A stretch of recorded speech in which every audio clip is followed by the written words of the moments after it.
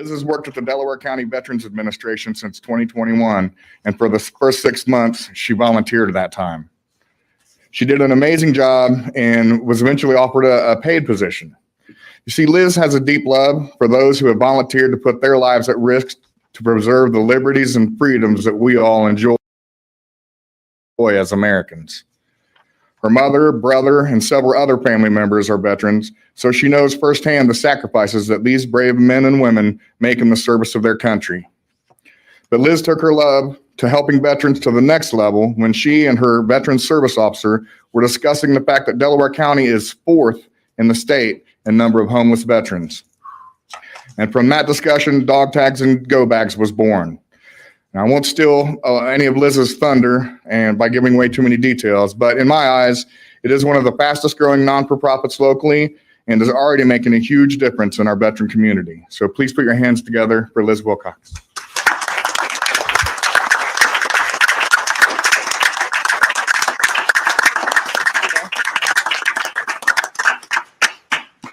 Thank you so much for this recognition. It is really an honor to serve those who have served. Everything I've done would have been impossible without the Dog Tags and Go Bags team. Kathy, Matt, Brian, Cole, Troy, Nate, and Nick, and the veterans themselves. We all work so hard every day to make a meaningful difference in the veteran community. Veterans are some of the most beautiful people you'll ever meet. They've experienced some of the scariest, most painful things that us civilians will hopefully never have to even imagine. Yet the majority of veterans choose every day to keep their hearts tender. Dog Tags and Go Bags was created to help the homeless veterans in the community. How we do that is create go bags with those daily essentials, but it also helps us connect with the person. We wouldn't be able to do what we do without the support of our community. And together we've raised several $1,000s to help those people. If you'd like to help support this cause, we do have a golf outing coming up on September 30th, and we'll be holding down a refreshment booth at the Ironman if you'd like to volunteer. Both events have information on our Facebook, Dog Tags and Go Bags. I'd like to thank you so much for the recognition and of me and us here tonight. But I want to thank you even more for taking the time to think about those who made this meeting here tonight possible. Thank you.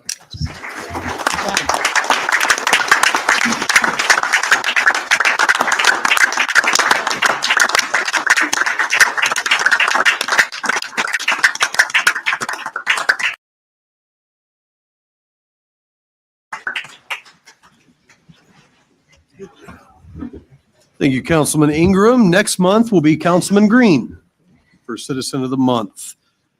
Roll call, please. Mr. Ingram? Here. Mr. Garrett? Here. Mr. Overby? Here. Mr. Dishman? Present.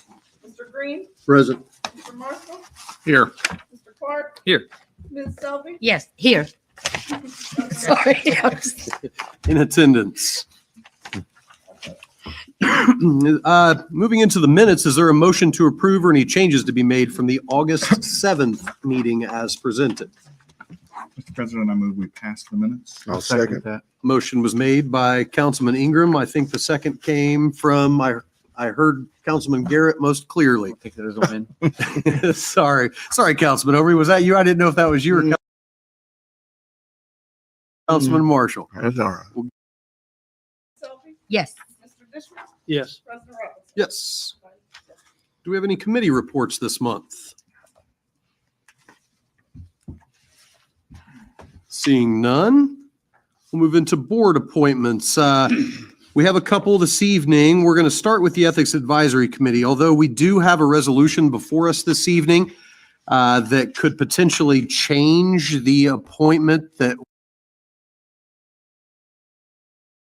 one of the appointments that we have to make tonight. So our legal counsel has recommended that we wait to make that appointment until after we adopt the resolution. So we'll make that appointment, whatever that may be, next month. But we do have one more appointment to make on that Ethics Advisory Committee, as we have a vacancy with an attorney licensed to practice in the state of Indiana. So I will open nominations and begin those nominations by nominating Chief Deputy Prosecutor Zach Craig. I'd like to second that. Motion was made by myself, seconded by Councilwoman Selby. Good choice. Are there any other nominations to be made? All in favor of Chief Deputy Prosecutor Zach Craig signify by saying aye. Aye. Opposed, same sign. Now we'll move to the Beech Grove Cemetery appointment, of which we have one vacancy to fill. And I'll begin those nominations by nominating Miss Judith Hill. Mr. President, Oh, I need a, I'll second that. seconded by Councilman Garrett. I'd like to nominate David Hall, please. David Hall. Hall, H-A-L-L. Motion's been made for David Hall, Second. seconded by Councilman Marshall. Is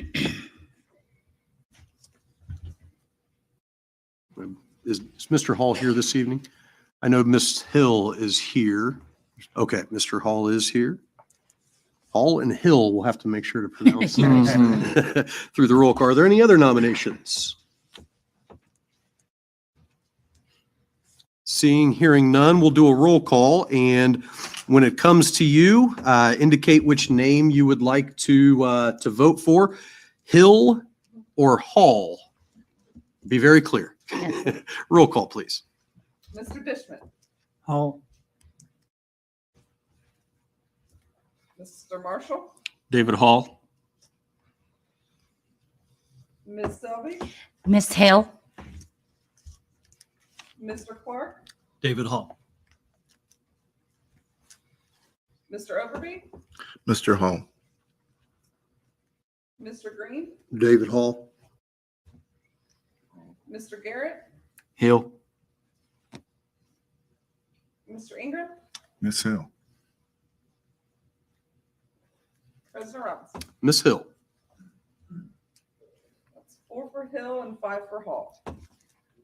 Okay. Mr. Hall, thank you very much for your willingness to serve, as well as Ms. Hill for your willingness to serve.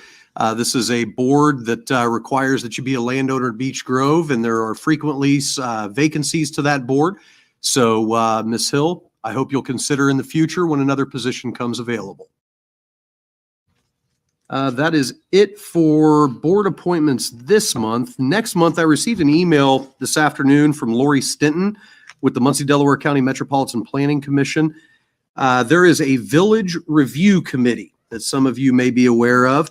The Village Review Committee is a specially appointed committee that was established for the purpose of reviewing and approving all development plans in the University Village Overlay District.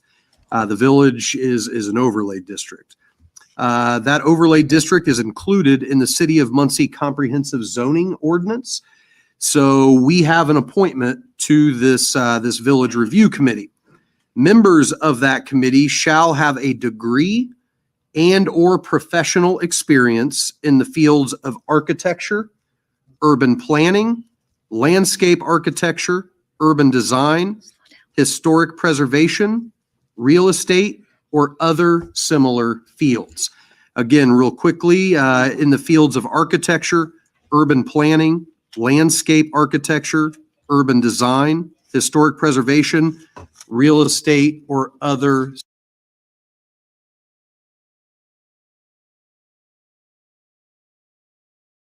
similar fields. We will make that because, as you all know, I'm sure, the Ball State University is planning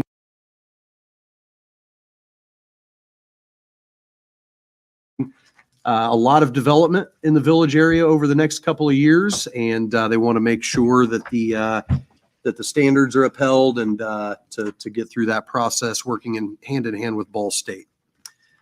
That is it for appointments to boards and commissions. And we'll move into ordinances previously introduced, beginning with ordinance 12-23. Ordinance 12-23, an ordinance declaring an economic development target area for JRF Management LLC, 1250 North Elm Street. Is there a motion for approval of ordinance 12-23? I move for approval. I'll second that. Motion was made by Councilman Ingram, seconded by Councilman Garrett. Is there anyone here wishing to speak on ordinance 12-23?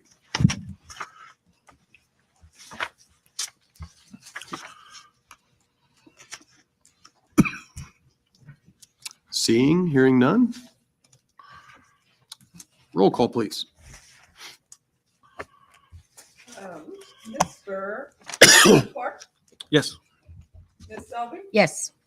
Mr. Marshall, Yes. Mr. Garrett, Yes. Mr. Ingram, Yes. Mr. Oakley, Yes. Mr. Dishman, Yes. Mr. Clark, or excuse me, Mr. Green, Yes. President Robinson. Yeah, 9 yes. that is the only ordinance previously introduced. We'll move into new ordinances, beginning with ordinance 13-23. Ordinance 13-23, an ordinance for appropriations and tax rates, Miss 2024 budget. Is there a motion for introduction of ordinance 13-23? So moved. Second. Motion was made by Councilwoman Selby, seconded by Councilman Ingram. Is there anyone here wishing to speak on ordinance 14-23? 13. Oh, excuse me. No. Yep, Yes, you're right. I 13. checked it too soon. 13-23. Anyone here wishing to speak? Seeing, hearing none, all those in favor of introduction of ordinance 13-23 signify by saying aye. Aye. Aye. Opposed, same sign. Moving on to ordinance 14-23. Ordinance 14-23, an ordinance for appropriations and tax rate, MSD 2024 budget. Is there a motion for introduction of ordinance 14-23? So moved. I'll second that. Motion was made by Councilman Green, seconded by Councilman Garrett. Is there anyone here wishing to speak on ordinance 14-23? Good evening. Good evening, Tina Cox, Financial Manager for the Muncie Sanitary District. I'm just here if there was any questions at this time in regards to the budget. Are there any questions from the council for Ms. Cox? Anything from the audience? Seeing, hearing none. Thank you, Ms. Cox. All those in favor of introduction of ordinance 14-23 signify by saying aye. Aye. Aye. Opposed, same sign. Ordinance 15-23. Ordinance 15-23, an ordinance for appropriations and tax rates, city 2024 budget. Is there a motion for introduction of ordinance 15-23? Make a motion. Second. Motion was made by Councilman Garrett, seconded by Councilman Ingram. Before I open the floor for anyone who wishes to speak on ordinance 15-23, if it pleases the council, I would like to hold off, as we did last year, on any discussion of the budget tonight. I sent you all an email today with some dates for 2 finance committee meetings to review and a special meeting of the council to vote for a vote to adopt the budget before the statutory deadline of November 1st.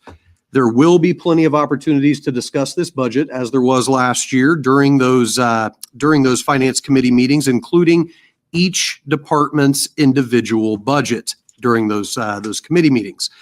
Those finance committee meetings will be held on Tuesday, September 26th at 6 p.m. in this auditorium.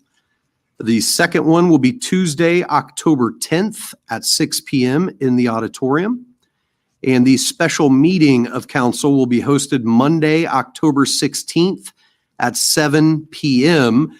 to finalize anything that we hadn't had the chance to cover in the previous 2 meetings and to vote on that 2024 budget. Those meetings will be live streamed and they will be open to the public. So you can find it on the City of Muncie's Facebook page, or you can come visit us here as we dive through each department's budget in those meetings. I'll send an email out to all of you, the council, by the end of the week with the schedule, and I'll include Lacey in that email so we can get the agenda and the public notice put together. And I'll also include Mr. Wright, the city controller, for invitations to department heads for their scheduled meetings. If there are no objections to delaying the discussions, then I would move for a vote to introduce. I'm in. We good with that? Okay, I do want to give anyone the opportunity who has come here this evening to specifically talk about the budget. I will allow you to do that, but we are not discussing the budget this evening. Again, there will be plenty of time to do that during the finance committee meetings when we can dive a little deeper. Right now, to dive into that thing would, I think, it's an elephant, and the best way to eat an elephant is one bite at a time. So that's what we intend to do with the budget.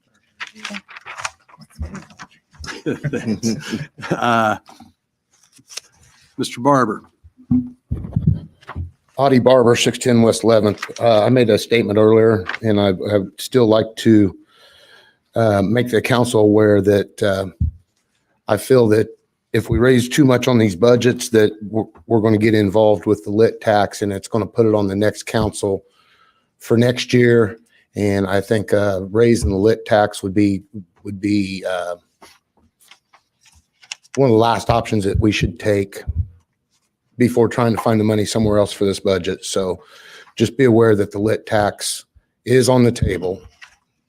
There's been statements made by county council, which is made up of one party, and the city of Muncie mayor, that, this is an option that they're going to have to take. So just remember that when you vote on the budget and all that, because you're going to put this off on somebody else next year or the following year that's going to be seated in your seats if you are not reelected. So just keep that in mind when you go to vote. Thank you. Thank you, Mr. Barber.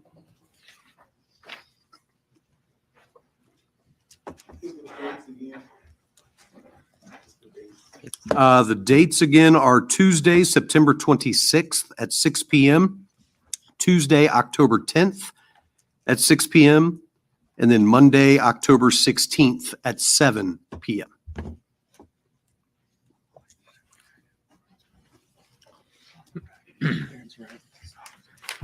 Good evening, council. Nice to see you guys all again. My name is Ryan Webb, Halton Village. I just wanted to come in here today to just make a brief statement, a little bit along the lines of what Mr. Barber had suggested. Trust me, I just went through the whole budget process last week for the county and the county council, so I totally understand what you guys are up against as far as splitting hairs and finding dollars here and there. What I'm concerned about, same thing I'm concerned about with my own council, is that for a lit tax increase, and I'm fundamentally opposed to that. And I'm hoping that each and every one of you are also fundamentally opposed to that.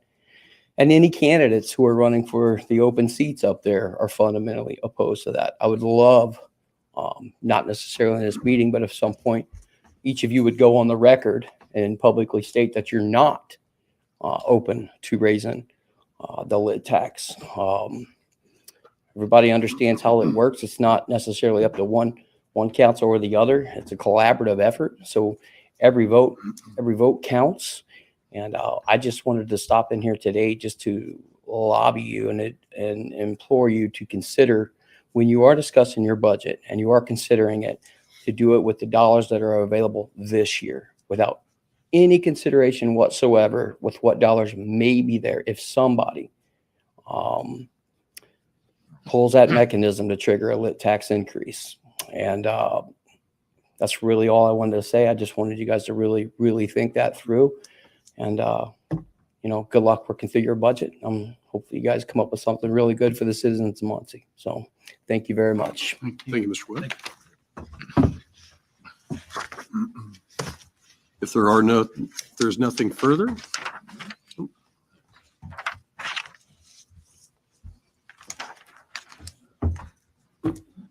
Again, Rick Yenser. I forgot, a friend had mentioned about putting the brakes on funding, income tax funding for economic development. Over the last couple of years, we have seen income tax money spent on everything from bailing out failing charities to concerts and other things that don't really bring an increase to economy or development to this community. That money specifically should be used for economic development. Now, some people have different ideas about what that means, but in past administrations and past years, that was always used to create jobs and also to build out our community. I don't know what the council could do, but they should start putting some brakes on edit spending by the administration. Thank you. Thank you, Mr. Yenser. Unfortunately, the control of the edit spending is out of the hands of this council. If there's nothing further,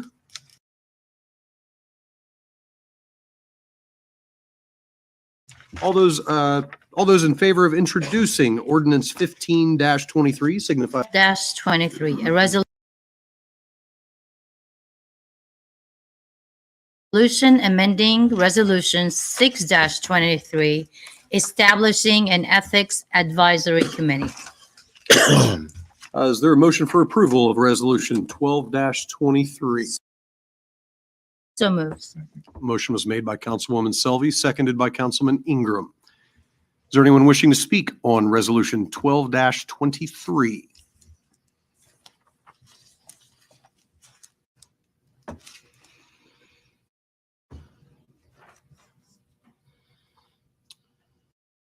Anyone from the audience? What, did you have something? Yeah, I was just asking if you could remind the audience what we're amending, just for the I'll public. turn it over to Councilman Green so he can explain this as his resolution. Thank you. Thank you. We're making an amendment to this ordinance because we're having and have had difficulty trying to find a public accountant willing to serve on the ethics board. So we decided to put an amendment to this that we could pick a member of the clergy that would serve, and I don't think we would find anyone with better ethics than a minister to do so. True. Anything else from the council? Anything from the audience? Roll call, please, on resolution 12-23. Mr. Ingram, Yes. Mr. Garrett, No. Mr. Overby, Yeah. Mr. Dishman, No. Mr. Green, Yes. Mr. Marshall, Yes. Mr. Clark, Yes. Ms. Selby, Yes. President Robinson. No. 5 yeses, 4 noes. Resolution 13, that we will make that, we will make that appointment at the October regular meeting of the council for that change. And we'll move on to resolution 13-23.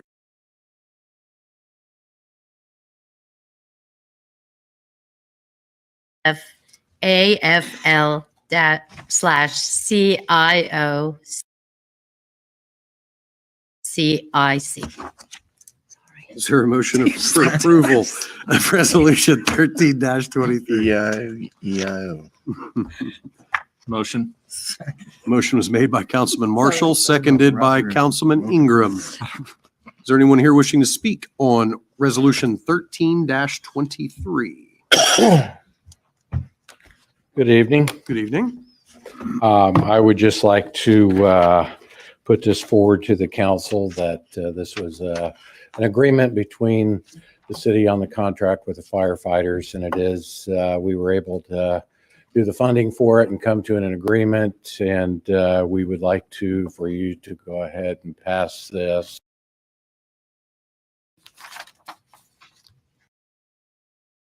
Thank you, Mr. Wright. Is there anything from the audience?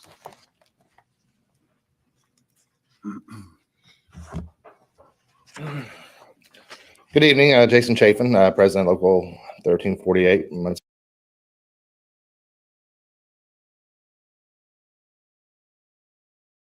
firefighters. I just wanted to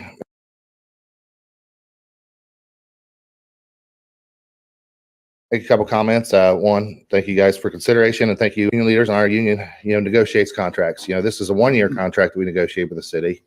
Looking specifically at the year 2024. The next administration will be tasked with negotiating, past 2024. One thing we pride ourselves, and we have for many, many years, is our preparation leading into those negotiations. And then being fair stewards to the citizens of Muncie and to the budgetary process and everything. So we look at, for instance, on this budget process, we looked at, assessment levels for all 56 neighborhoods. We compared that to AIM, which would be the lobbyist group for the municipalities, and their statistics. We looked at it from Muncie's community school districts. So, and then we divided that by how much of the general fund is actually for firefighters. And we only asked for our portion of that higher, because again, with high assessment levels means more tax money is coming in for the next year. So we responsibly only asked for our portion and showed for everything we asked for exactly, where it, why it was affordable and how we could afford this without under the current budgetary, process. So happy to answer any questions you guys have. And like I said, thanks you guys. Thank you, Mr. Chafin. Are there any questions from the council? Anything further from the audience?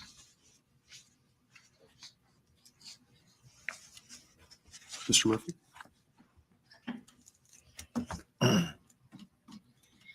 Good evening, council. I did want to bring one item to your attention. It was in the legal memorandum that I submitted. We do have an ordinance, which in this case is 3554, and in resolution 1523 is 3584, that requires that if no member of the city council is appointed to the city's bargaining team in these sorts of negotiations, it shall be the responsibility of the chief spokesman of the bargaining team to update the chairman of the city council finance committee on the status of negotiations within 48 hours after any negotiating session of the union. That's true both with the firefighters union and the police union. And I just want to inform the council that there were 3 such sessions that you did not receive that notice. Those occurred on July 6th, July 7th, and July 20th. And so we did not have compliance then with Ordinance 3554 and 3584. It is up to you what you wish to do with that information.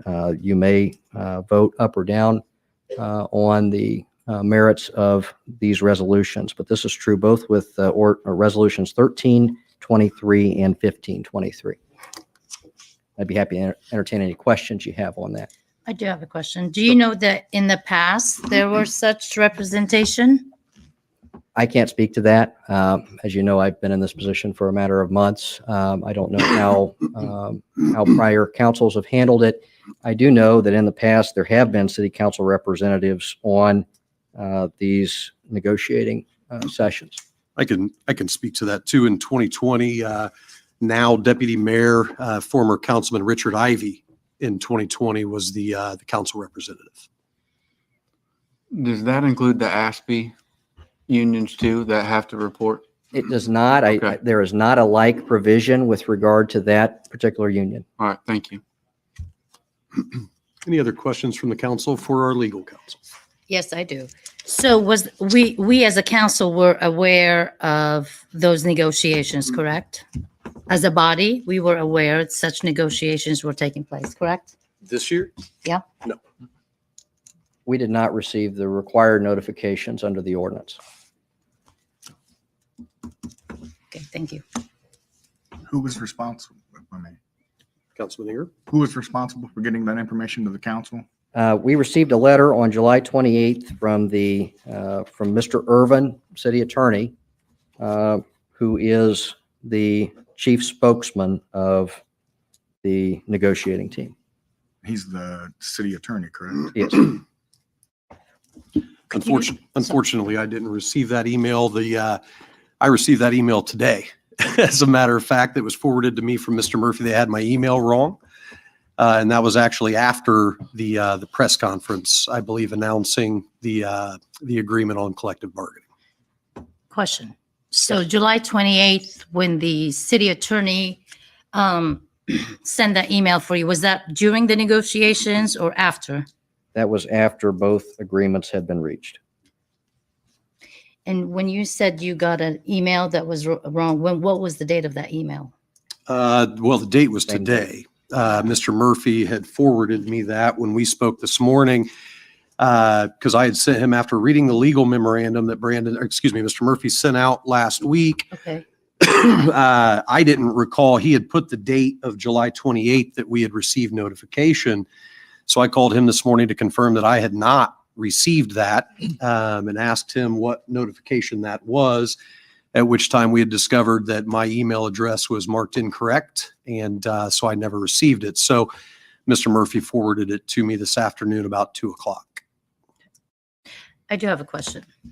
So, what is the process? What do you recommend? What's the process? What's the next step, basically? So we have two bodies, we have two resolutions. Obviously, an error was made. I'm assuming it's unintentional. Yes. And how do you predict we proceed? So I'm not going to give a recommendation to this body on the merits of either of these resolutions. However, the process that is to be required is that when a union wishes to enter into collective bargaining, they send a notice. The mayor then appoints members of the city's bargaining team and designates a chief spokesman. That chief spokesman, it's their obligation then to provide a notice to the city finance chair within 48 hours of that meeting taking place, what the status of those negotiations are. What I am telling the council is that did not occur on those 3 occasions, and we were only notified after on July 28th, and there was a mistake even in that. So, How were you made aware of this? I'd be happy to share with the council the letter that we received was addressed to the council president, and I was copied on it. If anybody'd be happy to see that. Is that the one we got that you received today? Okay. I would like a copy, please. It does have my highlights on it. And who did you receive that from again? That's from Mr. Irvin. Oh.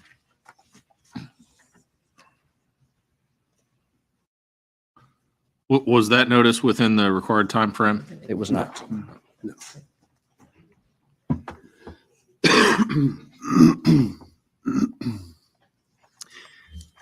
Look, it's obvious this council is the fiscal body of the city of Muncie by state statute. This council exists to be a fiscal and legislative checks and balance to the administration. Our hands, as they have been on a number of times on issues, particularly the budget in the past, the budget this year, collective bargaining this year, our hands have been tied. I was surprised to receive notice of a press conference to announce that an agreement had been reached, and was even more surprised to learn that both contracts had already been ratified by their respective bodies. This isn't the police and fire's fault. This is not the local 1348. This is not the FOP 87's fault. I don't think they should be penalized for the fault of the administration. I spoke to Mr. Murphy today and asked if we could vote on this evening and if we could pass this contract. I can't recommend anything to you all. I'm one city council member. But as president of council and as the finance committee chair, I would recommend that we bring this to a vote and that we vote on these contracts this evening. Again, this is not the fault of the FOP. This is not the fault of the local 1348. Our hands have been tied. There shouldn't be. Are you moving that we vote? I do have a concern, if I may. Let's go to Councilman Marshall. And then we'll come. Mr. Murphy, could you, remind me or clarify who should have gave us notice of this? So Mr. Irvin, in his capacity as the spokesman for the negotiation, should have provided notice. So it should have came from the spokesman of the negotiating committee? That's correct. And that's only true if there's not a city council appointment to the body, which there was not. So there was a required notice that Mr. Irvin should have given. Okay. You would not have expected this notice to come from the mayor or his administration, correct? Well, we didn't know who was appointed in that capacity, but whoever was appointed as the spokesman of that body, Obviously it is. And it's Mr. Irvin. Yes. Should have provided the notice. Thank you. I tend to agree with you, Mr. President. It's not the fault of the police and fire, and it's a miscommunication, and I don't feel right penalizing them for this. Councilwoman Selby. Okay, so I am at a conflict here. It says right here from the City of Muncie's attorney, it says, though formal notification is not required by ordinance, but then you're saying, That's as it pertains to the AFSCME, okay, which does not require formal notice. That's the second part of the letter. With okay, regard to the describe fire, the ongoing, you're right. Thank you. you're welcome. So after the press conference, I had notified Deputy Mayor Ivy that the ordinance had been violated. I believe the press conference was on July 25th. If I'm mistaken, someone please correct me, but I think it was on July 25th. At that point, I had asked Mr. Ivy if he had read the city ordinance pertaining to contract negotiations and collective bargaining, and asked him if he was aware that they had violated this ordinance. Again, I knew nothing. I knew nothing about any of these until I received a press release that we were going to be announcing that agreements had been reached, and we learned at that press conference that those contracts had already been ratified by the respective bodies. So I had at that time sent Deputy Mayor Ivy the 35.54 and 35.84, because I recall in 2020 that Councilman Ivy was the council representative on that bargaining.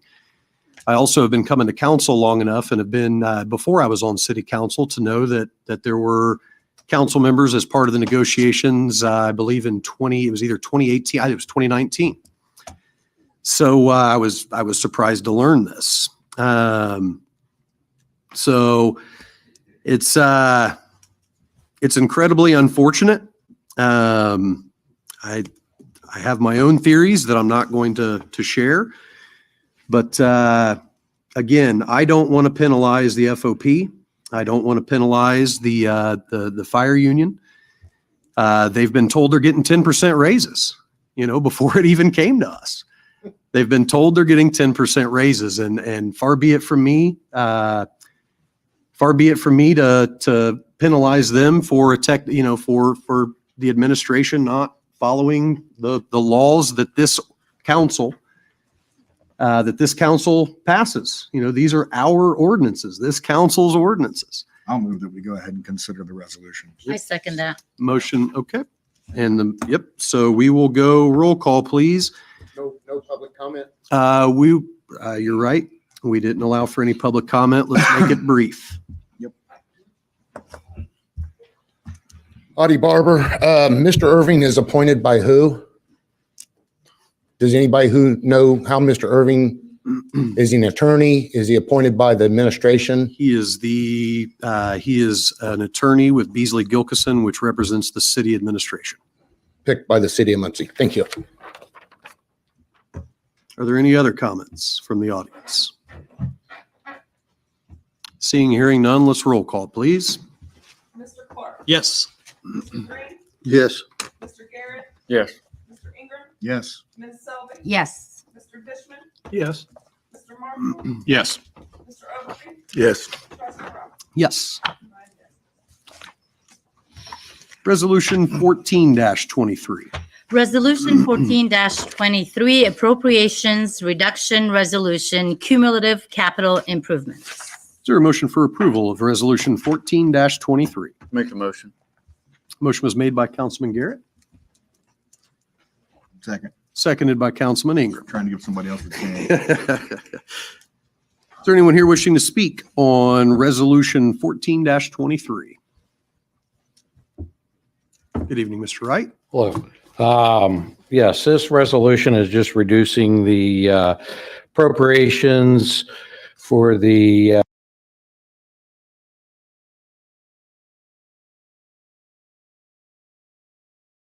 cumulative capital improvements, and that was per the DLGF during the budget process, that you either reduce them for this year or carry it over and reduce it next year, which will reduce the budget. So that is why this is the same one we did last year. So it was just not enough funds were received into that. That's the SIG tax. Anyone have any questions for Mr. Wright regarding Resolution 14-23? Anyone from the audience? Seeing, hearing none, roll call, please. Yes. Yes. Yes. Yes. Yes. Yes. Yes. Yes. Yes. Resolution 15-23. Resolution 15-23, a resolution approving the collective bargaining agreement with the Greg Winters Memorial Fraternal Order of Police Lodge Number 87. We have a motion for approval of Resolution 15-23. I'll make the motion. Motion was made by Councilman Garrett, seconded by Councilman Marshall. Anyone here wishing to speak on Resolution 15-23? Again, this was an agreement that came between us and the police. It's for a 1-year agreement. So we were able to fund it. And again, as firefighters, we ask that you approve the upcoming contract for the 1 year. Mr. Wright, where are we? I know that we are not completed with the AFS CME. And for those who aren't familiar with AFS CME, these are your street workers, your parks, some of your parks employees, some of in the building commissioner's office, I believe. Is that Creek? Prairie Creek? So some of those workers, how close are we in negotiations with AFS CME? That is something that I really, we're trying to open it back up. So that's a legal question that I really don't want to get into the negotiation portion of it since it is not completed. So are you a part of those negotiations? Yes. Okay. Are we certain now, do they have the AFS CME in their contract? And maybe this is a question for the city's legal counsel, although I don't see any of them here. I don't think. Do they have the parity clause or the so-called Me Too clause in their contract that would require that they receive the same raise that police and fire, the other unions, would receive? They do have clauses in there, and like I said, it's all negotiables. So we're in the middle of negotiations. Mm-hmm. So, and we feel pretty confident with the 1348 and the FOP 87 contracts, with the increase that they're receiving, that we're able to financially cover the same raises for AFS CME if it comes to that. well, I'm not sure this applies to the resolution we've got on the table here. Well, I think we need to point of order here. 1323. Well, I would disagree, because in order to pass these resolutions, we need to make sure we can afford them, right? now, We have I will say the police and the fire, we gave them a percentage, and they also worked with us on helping us meet that in their budget. Sure. So that's how we came up with that. Yeah, So- just a simple question, gentlemen. Like I say, this is all, but especially because we also introduced the budget this evening. We're approving these contracts that add 10% pay to all the firefighters, all the police officers, and we have one more union contract that's hanging out there that's unsettled. So I think it's a very fair question. Yeah, we did agree to wait for budget discussions till the finance committee as well. Yeah, well, this is a question about, this isn't necessarily a question about the budget itself. This is a question generally about if we can afford the raises that are being afforded here. So, but I'll move on. Thank you. So, anything further? Man, good from both sides. I like it. Anything from the audience? Good evening, Mr. Qualls. Good evening. Brandon Qualls, the president of the Greg Winters Memorial Fraternal Order Police Lodge 87 here in Muncie. I just want to take a moment and thank the council for considering this. We made some concessions in this. We were good stewards of the city. We didn't just take, we made some concessions, gave back some things. I think it's a good contract. it's a big step in the right direction. I've spoken with, I believe, all of you about the situation that recruitment and retention is with public safety in this city. And I know most of you know our last hiring process resulted in 0 applicants that we could hire. And the several before that, we've seen a steady decrease in the number of people that we could hire. We have another process going on right now. We're hoping to actually get some people we can hire out of that. But it's a problem that it's not unique just to us. Less and less people want to be a police officer in this country. Police departments all over the country are having problems hiring people. They're having problems keeping people because it's a smaller pool of fish that we are trying to get now. And they are going to departments that they don't have to work as hard and they get paid more money. And they're younger officers, so they're not tied down to the city like some of us are loyal to the city. So again, I thank you. I think this is a great step in the right direction, and I appreciate your consideration. And I'll stand for any questions. Any questions for Mr. Qualls? Thank you. Thank you. Audie Barber again. I want to go on the record and say, I believe these firemen and these policemen all deserve the raise they are getting. Okay. Have no problem with that. They put their lives on the line every time they come in for duty, every time they're off duty and are called in and so on and so forth. They put their lives on the line and I appreciate them 100,000%.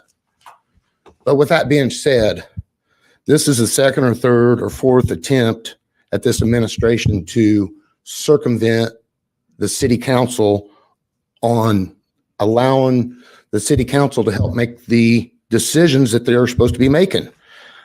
This mayor and his administration has no respect for this council at this time, or he would have invited somebody to the union meetings, to the collective bargainings. At some point, I hope the council puts their foot down to this mayor and tells him no, he cannot do this anymore because this is wrong. And it goes against our standards and it goes against the council's ordinances, the city's ordinances, the mayor's ordinances. I don't think that, I feel that the council needs to vote this in. My personal opinion, I feel that they need to vote it in, give these guys the raise they deserve, but you got to stop this mayor from doing this kind of stuff. He is cutting corners, not doing it the legal way, and he's spitting in your guys' face. Thank you. Thank you, Mr. Barber. Is there anyone else wishing to speak on resolution 15-23? Seeing, hearing none, roll call, please. Mr. Ingram? Yes. Mr. Garrett? Yes. Mr. Oakley? Yes. Mr. Fisher? Yes. Mr. Green? Yes. Mr. Marshall? Yes. Mr. Clark? Yes. Ms. Sully? Yes. Mr. Rob? Yes. Thank you. That is it for resolutions. We'll move into other business. Somebody's glasses. You couldn't see him without them. Right. Thank you. Is there any other business from the council before we open things up? I have a question. It's kind of going along what we went with Ashby being still open. Can we make sure that we get contacted or maybe set in on what they have left with their negotiations? I will certainly make contact with the administration on that point. However, I would note that the provisions on that contract are not the same as they are with regard to the police and fire.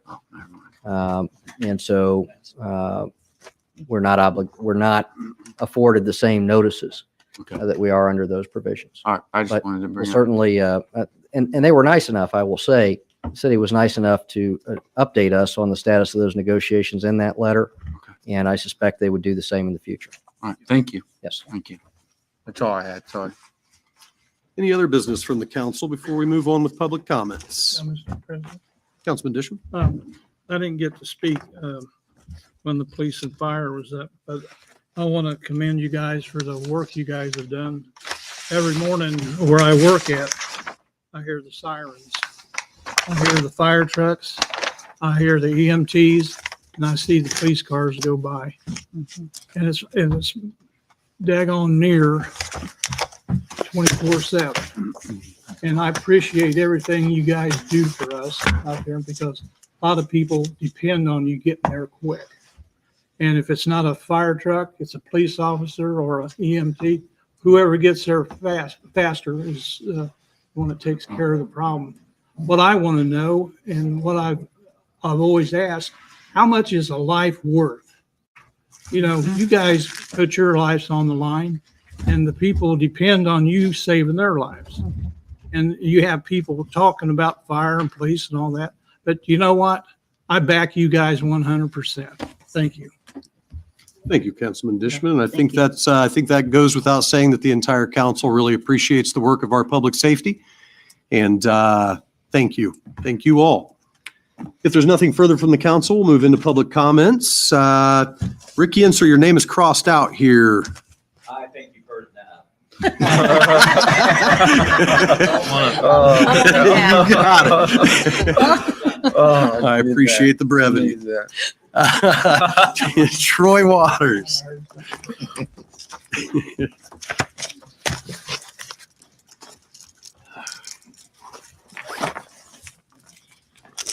If you would, please limit your comments to around 3 minutes. Troy Waters, Superintendent, Beech Grove Cemetery. We'll start out. I forgot to invite you guys to, I can't remember what it was, but Miss Selby brought it up here last meeting. And so I'm going to bring it up here instead, so don't forget to email everybody. October the 14th, Old West End Neighborhood Association will be partnering with us to do the historic tour at Beech Grove Cemetery from 3:30 to 7:30 p.m. Everybody's invited, all the council members, public. I just want to let you know on that. And Veterans Day, November the 11th, we'll have our Veterans Day ceremony. And it'll begin at 11 o'clock, probably more like 11:10, because every time we get started, the train comes through and we can't hear nothing. So, but anyhow, I want to let you know that. And also, I want to just kind of mention on board appointments. I think when we got more than, well, we could have one person here to be that might be appointed to be nice to get them up here and let them say something.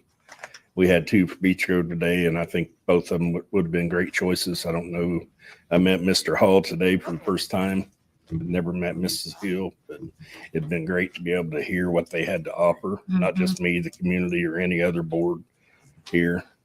So might be something to keep in mind to invite them up to let them tell a little bit about themselves. And maybe, and that's my fault. I always assume when I let the council know that they're in the audience, that if the council has any questions, they're more than welcome to ask.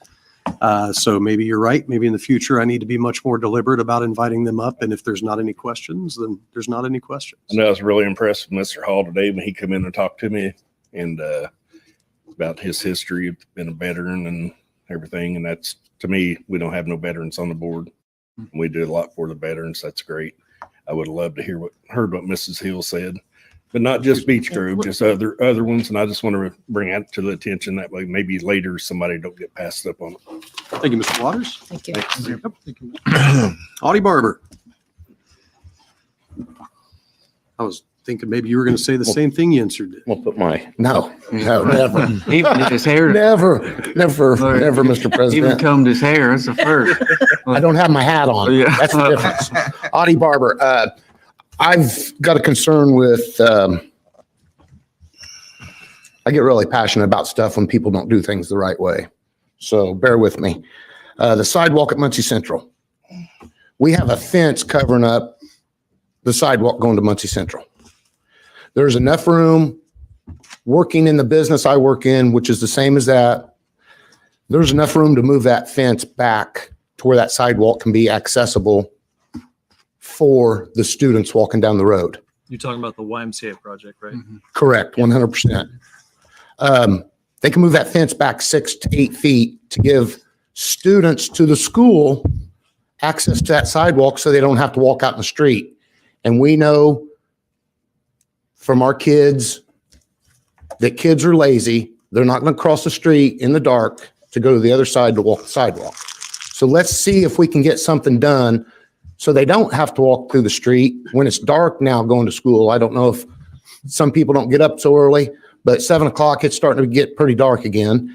And the sun's not coming up till about 7:15, 7:30 to where you can actually see stuff. So we need to get that sidewalk back opened up. I don't know who the genius was that closed it. I was told that it was an engineer. Of course. Whatever. As a citizen of Muncie and as a taxpayer of Muncie, we pay for them sidewalks. We want that sidewalk open for our children to walk safely to Muncie Central High School. And I would hope that Mr. Clark and all of you guys talk to the mayor and talk to his engineer and get that fence moved back where it needs to go. You have to move it back 6 feet, 8 feet, no big deal, because it's not affecting the project at all whatsoever.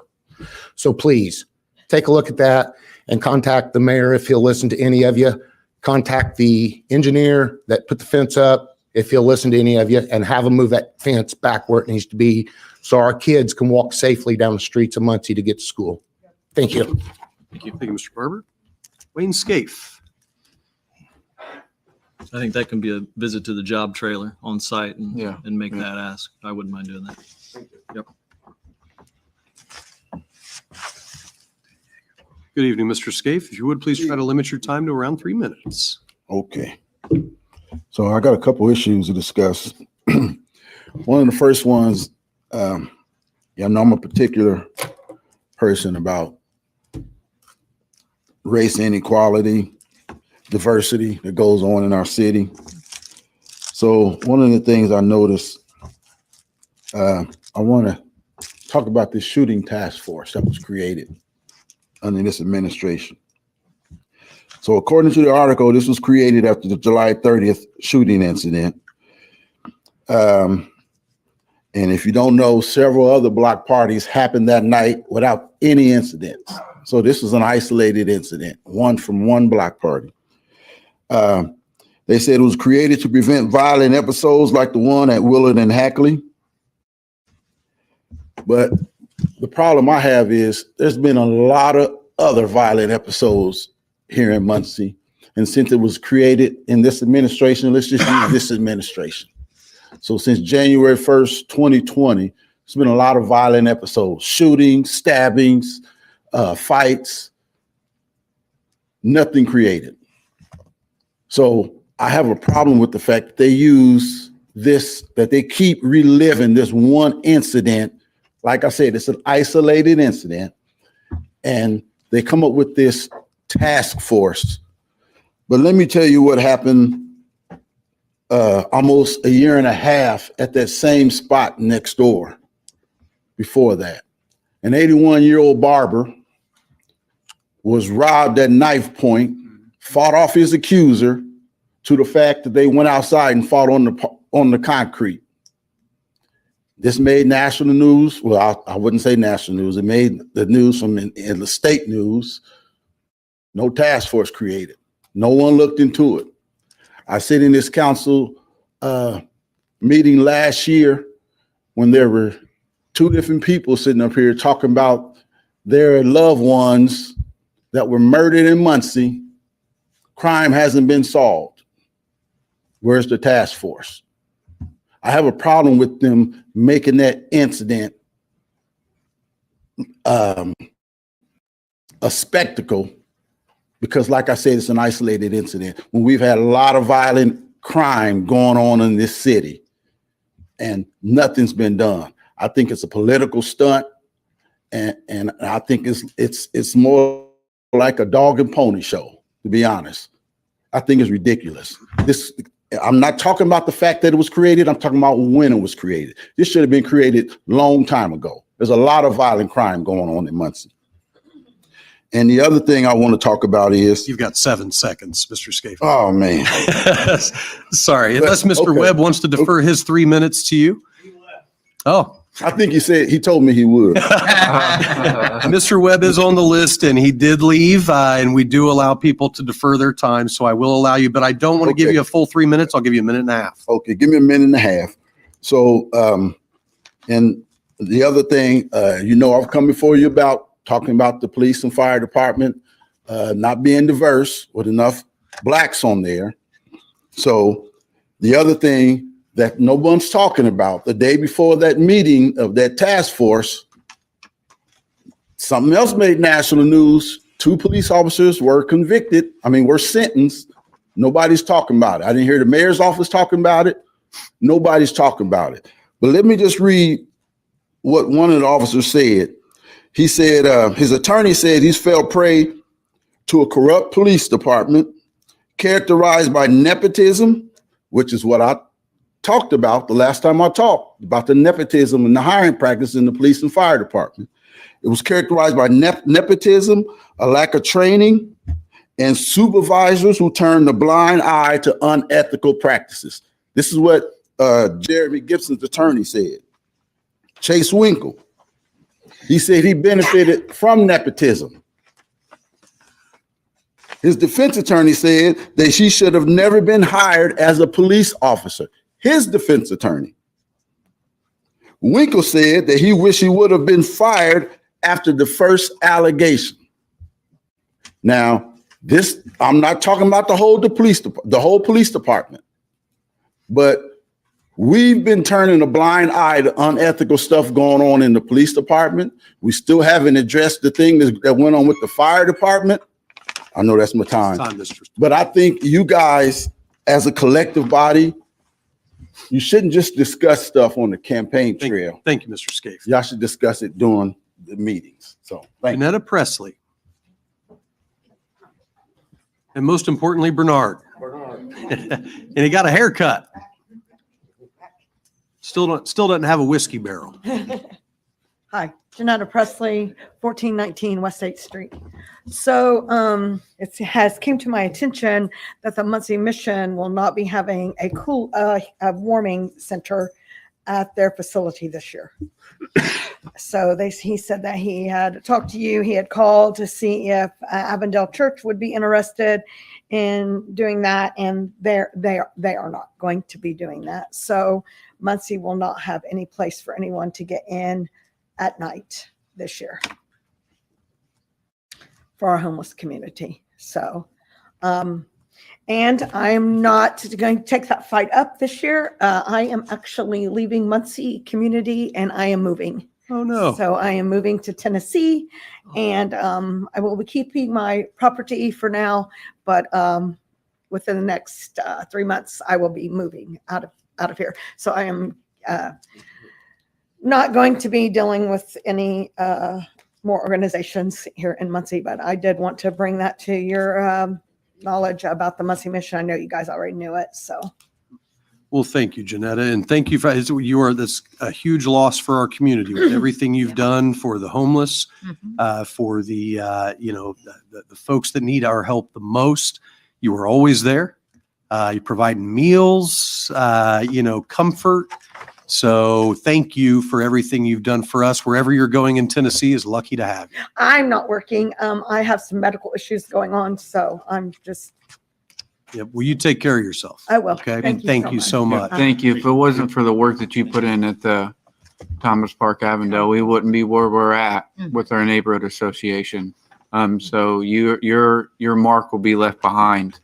I promise you. I'm not saying I'm staying gone, but I'm just taking a break. Well, we'll welcome you back. Away and Yeah. taking a break. I am going to keep my trailer and my property, so I'm not renting it out. I'm just going to leave it with someone watching it. So We'll hurry back. Yep. Thank Well, you. thank you, thank you Janetta. guys. Yep. Thank you. Take care. That is it for other business. And with that, I'll entertain a motion to adjourn. I move we adjourn. Second. Motion was made by Overby, seconded by Ingram. All in favor? Aye. Opposed? Nay. Aye. Who said that? There's too many.